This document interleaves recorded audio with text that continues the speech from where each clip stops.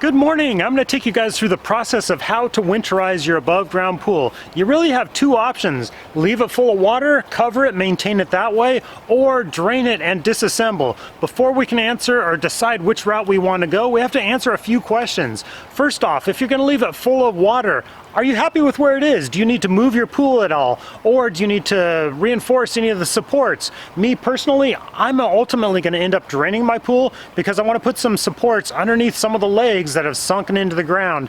I'm going to end up draining it, but I am going to show you how to maintain it full of water as well.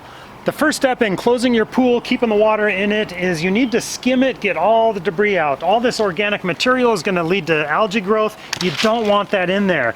When do you winterize it? You don't want to do it until your temperatures are down in the 60-degree range. If your temperatures are warmer than that, you're going to be battling that algae growth and you're going to be losing more chemicals. The warmer the temperature is, the more evaporation you get of those chemicals that help with your winterization. So don't do it too early. Wait till your temperatures are down in the 60-degree range. And the first step, clean your pool.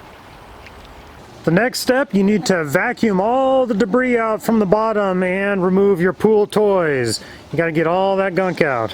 Okay, now that our pool is clean, we got all the debris out, we're going to take our test strips, we're going to test the water chemicals. Get all of your water chemicals up to their optimal level. I'll provide an Amazon link to these test strips and some other essential pool chemicals in the description below. Next, we're going to add a bag of pool shock to our pool. This is about 6,000 gallons. That'll take about half of a bag of pool shock to get our chemicals right where we need them. And if you'd like, you can also add a little bit of algicide to your pool to help prevent that algae growth. I did have an algae bloom earlier, but got it cleared up real nice. Next, we're going to turn our attention to the pump and filter. We want to backwash the filter, get the sand clean before we winterize our filter and pump. If you have questions on how to backwash, I have a video on the setup of this and how to backwash, the maintenance of this. That'll be linked in the description below. Now your pool should have come with a couple of plugs like this. We're going to use both of these on ports B. There's two of them on the outflow. We're going to plug it from the inside and clamp it off and remove the hose. On the return line, line A right here, we're simply going to turn this to off. There's a lock. Let's see, we twist it this way. That is off. And we're going to disconnect this hose here. There we go, port A turned off, no water's leaking, and both port Bs, those plugs from the inside, are holding up just fine. Next, we're going to turn our attention to disconnecting all the hoses from our filter and pump, drain our solar heater, put all this tubing away. You definitely need to drain your pump and filter.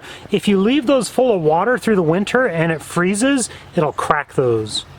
And you might have noticed how I have my solar heater bypassed right now. That was from when I had my algae bloom. I was bypassing the solar heater, just filtering. My pool was getting too warm, but that was on a previous video.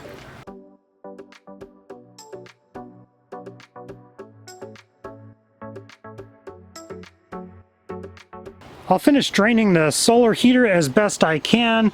I've got everything else disconnected, put away nicely. My drain on my sand filter is open there. I'm letting that completely drain. They do recommend emptying the sand out of the filter and storing all of this in a clean, dry place like a garage. And if these videos are helping you out, please consider subscribing and give this video a thumbs up. That really helps me out. Thank you. Okay, now that we've got our pool water clean, all the chemicals set, all the hoses, pump, everything disconnected, we got this big tub of water, it's time to cover it up and protect it.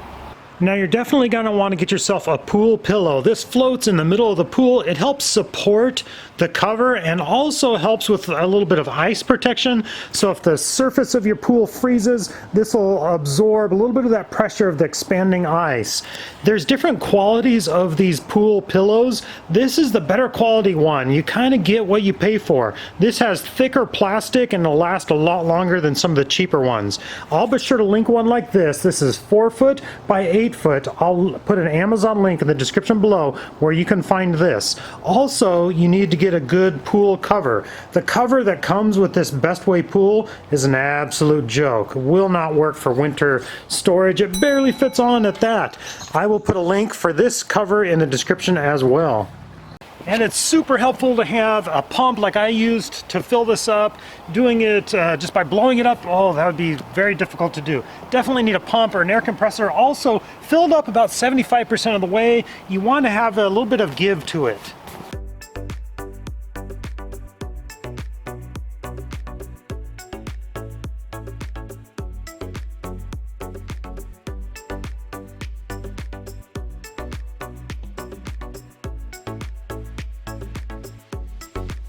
Next, we're going to feed this cable through the grommets, weaving it in and out all the way around.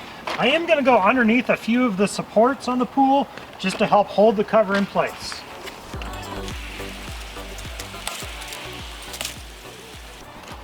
Now once our cable is all the way around, we're simply going to feed one end through the eye there, and the other end through the eye the other way. And then we'll start winding it up.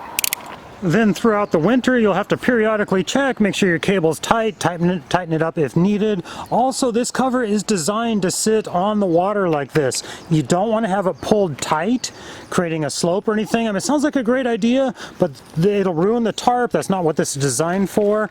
It's supposed to sit on it like this. We have our nice pillow there. Another thing, I did leave my pool float with my chlorine tablets in it in the pool, just to add a little extra chlorine all winter long as we go along here.